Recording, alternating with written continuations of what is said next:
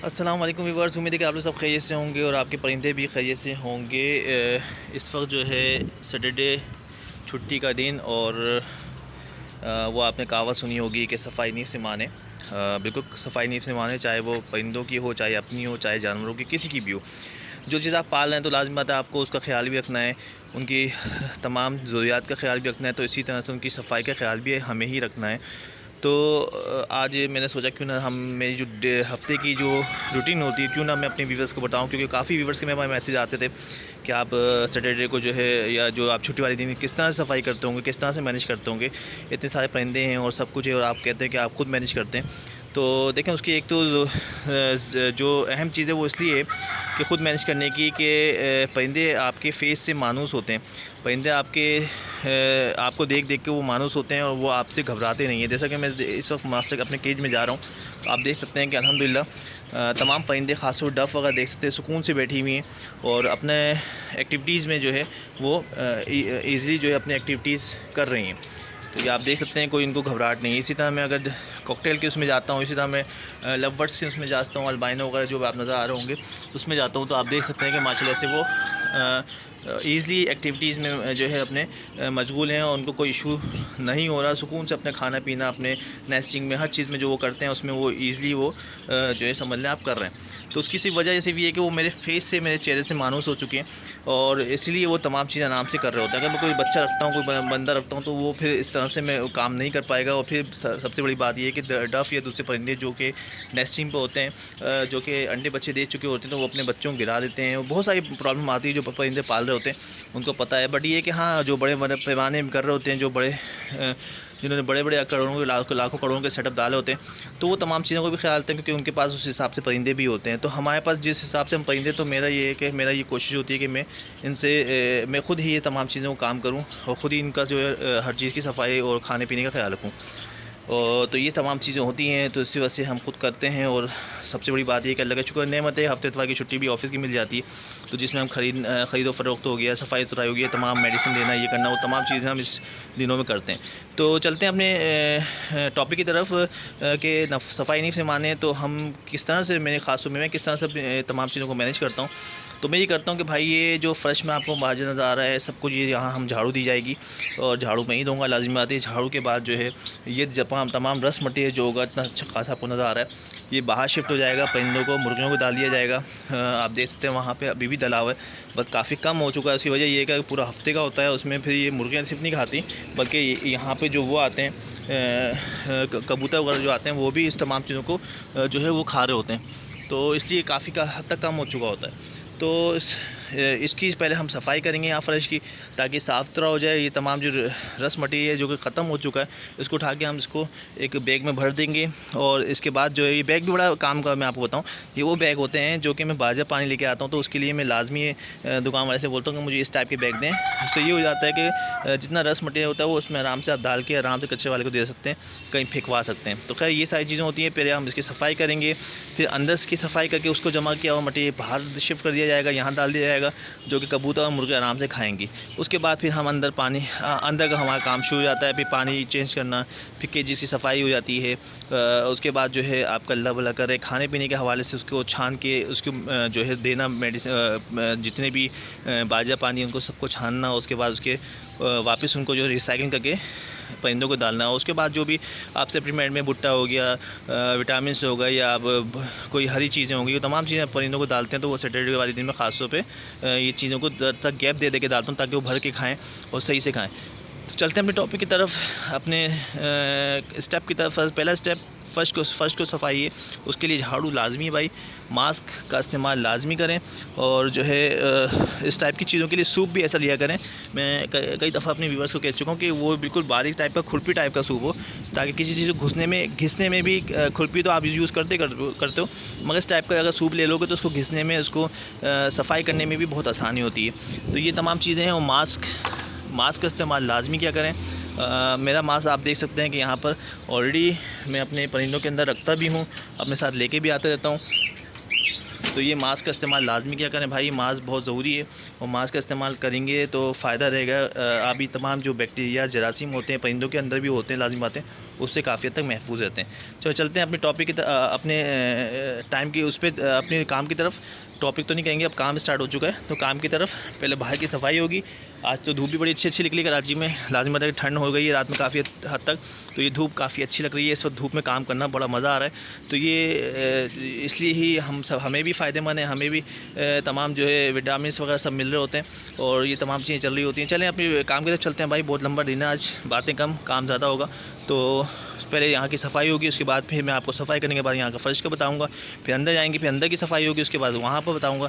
चलें sir, thank you जी। और देख सकते हैं कि फ़र्श काफ़ी तक साफ़ हो चुका है और अब ये सफाई हो चुकी है। इसके बाद अब ये होगा कि ये कचरा चले जाएगा इसमें बोरी के अंदर, और अंदर का जो कचरा सफाई होगी वो आ जाएगा बाहर।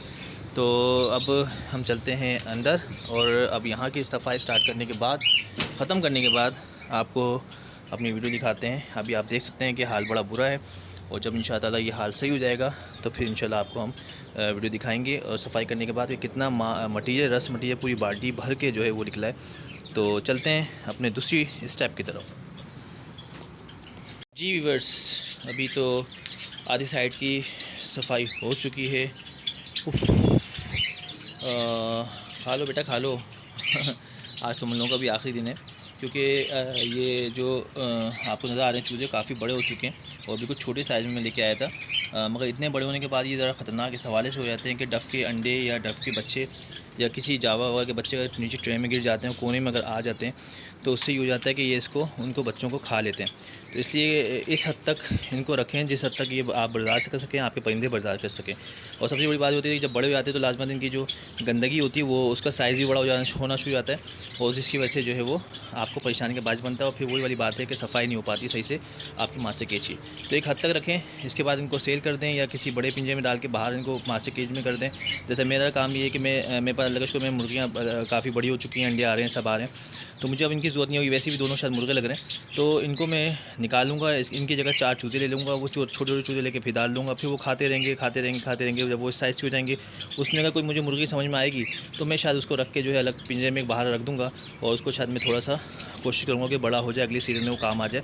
अदरवाइज़ वो मुर्गा हुआ तो उसको भी मैं फिर रिसाइकलिंग ही इनमें भी समझे मैं रिसाइकलिंग करता रहता हूँ। मेरा जो मकसद होता है वो सिर्फ और सिर्फ मास्टर केज की सफाई है, कीड़े मकोड़ों की सफाई है, जो कि बड़ी अच्छी तरीके से वो करते हैं। तो खैर आधी सफाई हो चुकी है, आधी जो है अब वहाँ की होगी और देखते हैं ऑलमोस्ट डब्बा भर चुका है। ये सारी सफाई आप देख सकते हैं। तो चलते हैं अब आधी सफाई की तरफ। व्यूअर्स ये देख सकते हैं दोनों साइडों की सफाइयाँ हो चुकी हैं और अब हम चलते हैं बाहर की तरफ जो हमारा डब्बा भर चुका है बाजरे से और रस मटेरियल से, ये देख सकते हैं। और मुर्गियों को कुछ थोड़ा सा मैंने पहले डाल दिया था, बेचारी भूखी हो गई थी, तो लाजिम बात है कुछ खाने को मिल नहीं रहा था। और लाल चावल वगैरह तो दूसरी तमाम फीड तो डलती रहती है, बट ये चीज़ें बहुत अहम होती है। ये देख सकते हैं कि पूरा का पूरा डब्बा फुल हो चुका है और इसको हम डालेंगे मुर्गियों के लिए।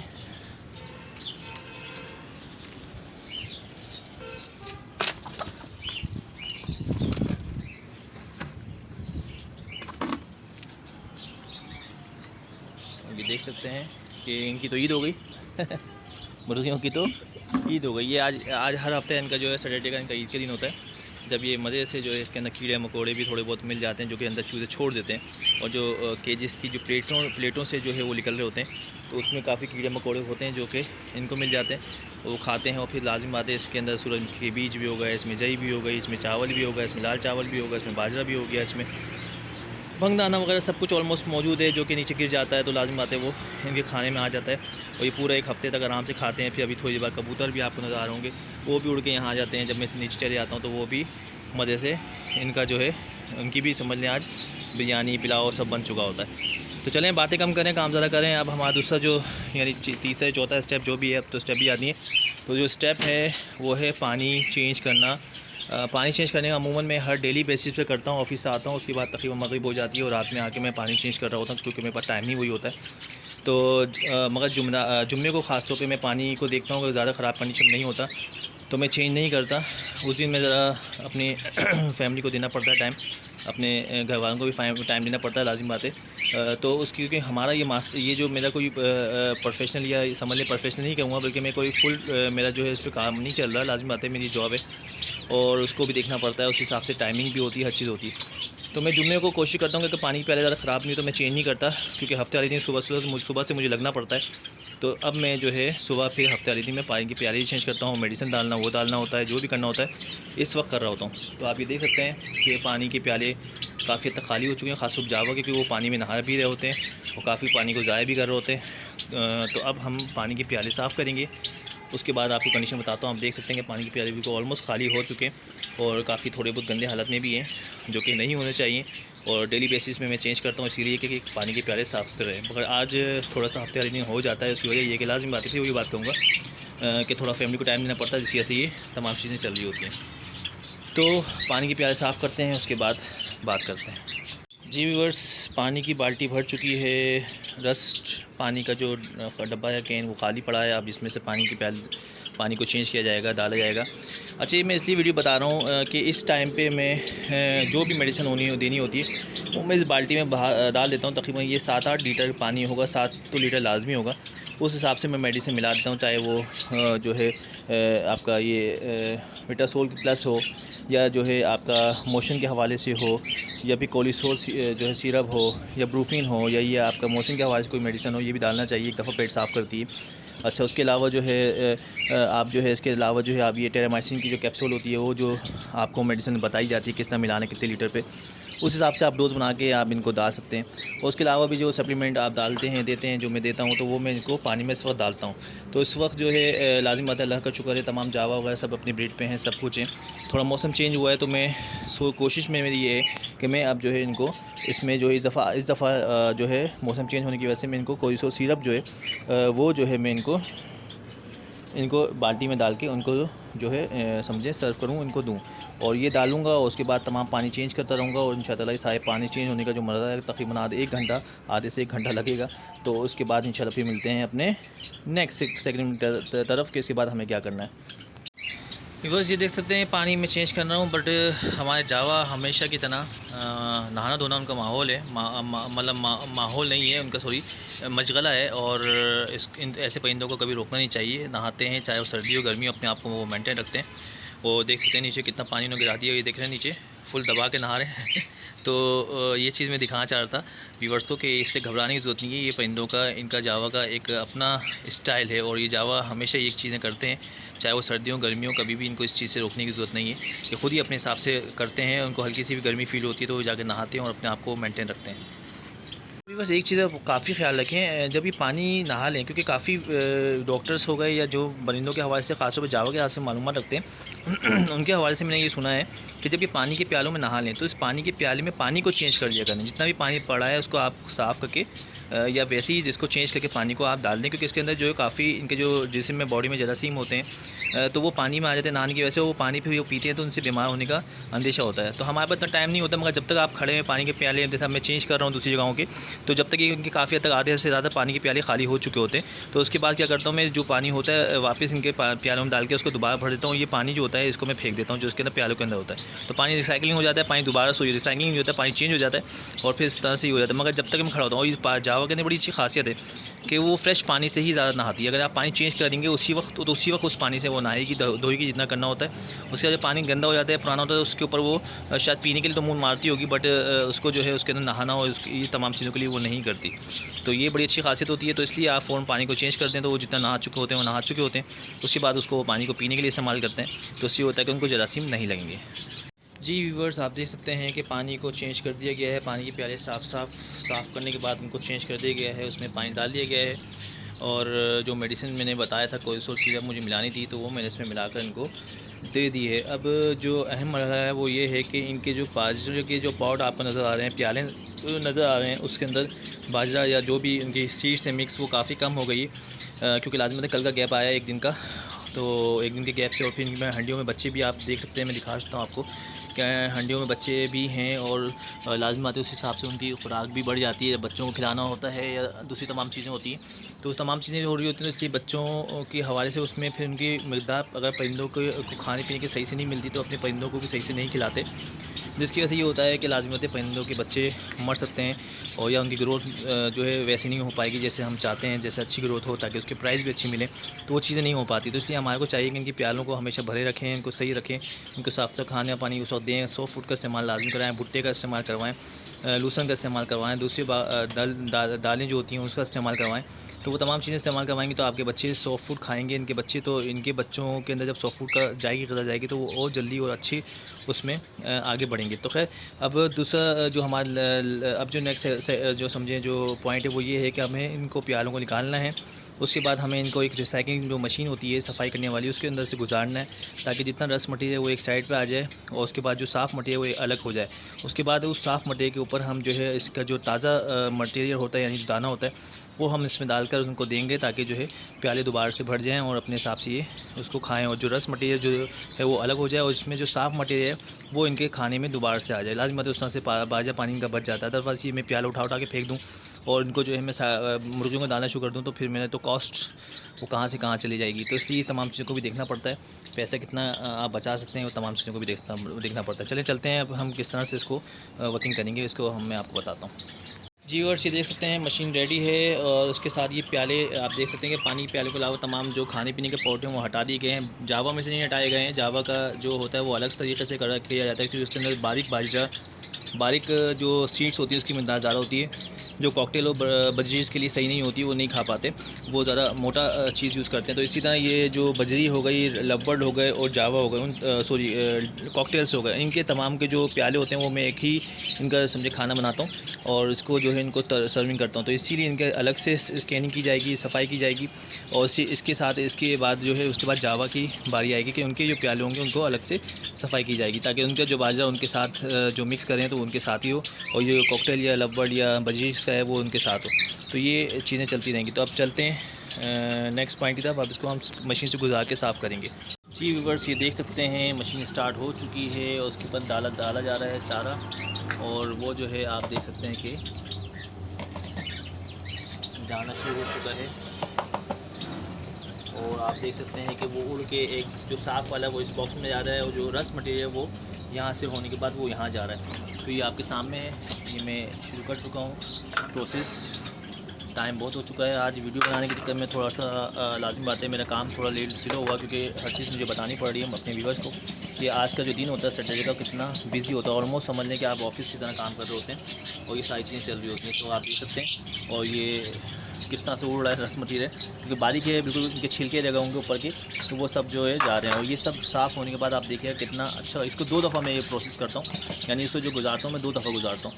उसके बाद आप देख सकते हैं ये देखें ये बिल्कुल साफ़ माल आपका अलग हो गया है और बिल्कुल इसके अंदर जो समझ लें आप कह सकते हैं कि मोटा माल जो है वो साफ़ अलग हो चुका है और इसके अंदर रस मटीरियल आप देख सकते हैं जो कि सिर्फ और सिर्फ उसके छिलके रह गए हैं वो अलग रह गए।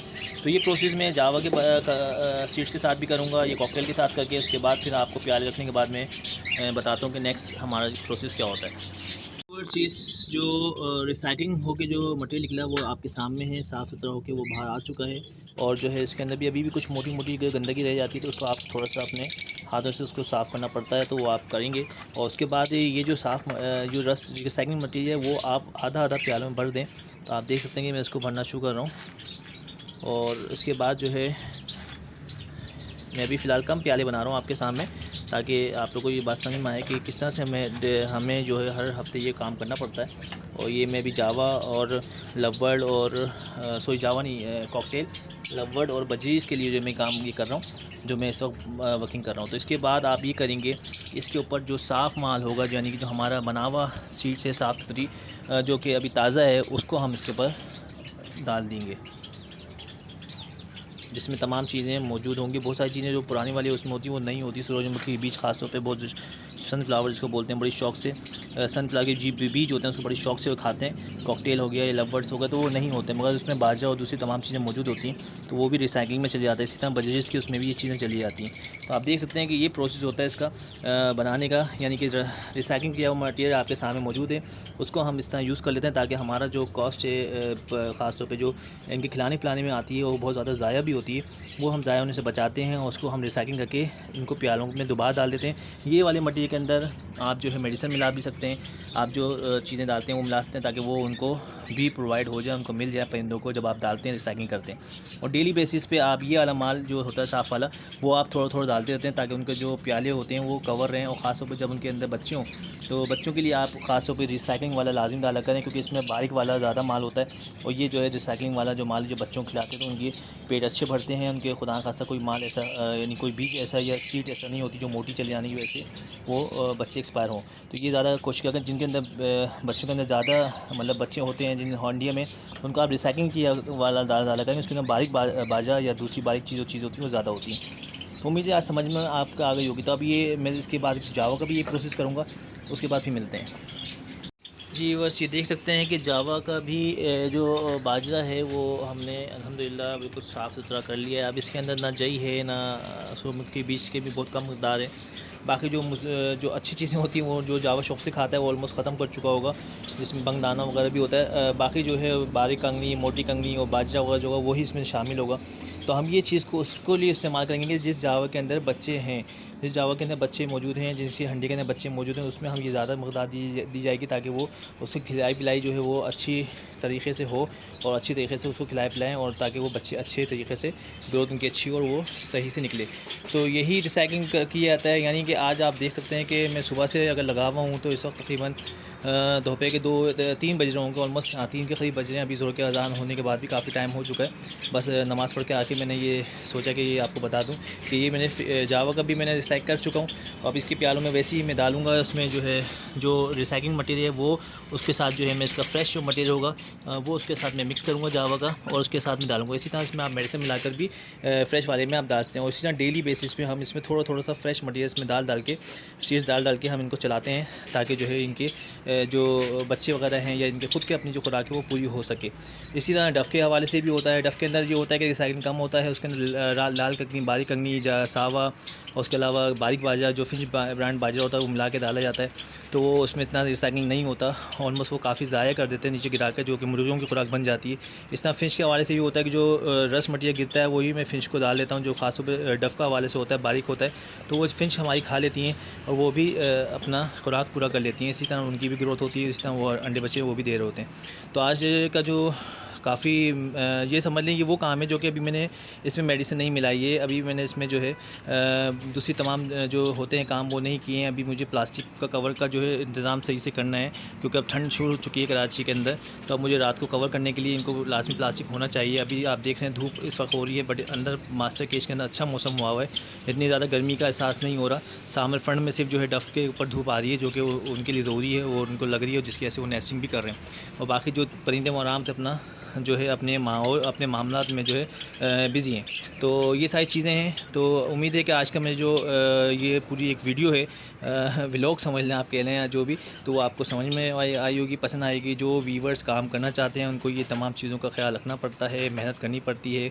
सबसे पहली बात ये है कि आप उनसे जो है यानी कि मेहनत भी हो तो साथ में आपको शौक़ भी होगा। शौक़ होगा तो मेहनत करेंगे, क्योंकि लाज़मी बात है ये सफाइयाँ और ये तमाम चीज़ें हम मामून घरों पे नहीं कर रहे होते, मगर हम अपने परिंदों के ये तमाम चीज़ें कर रहे होते।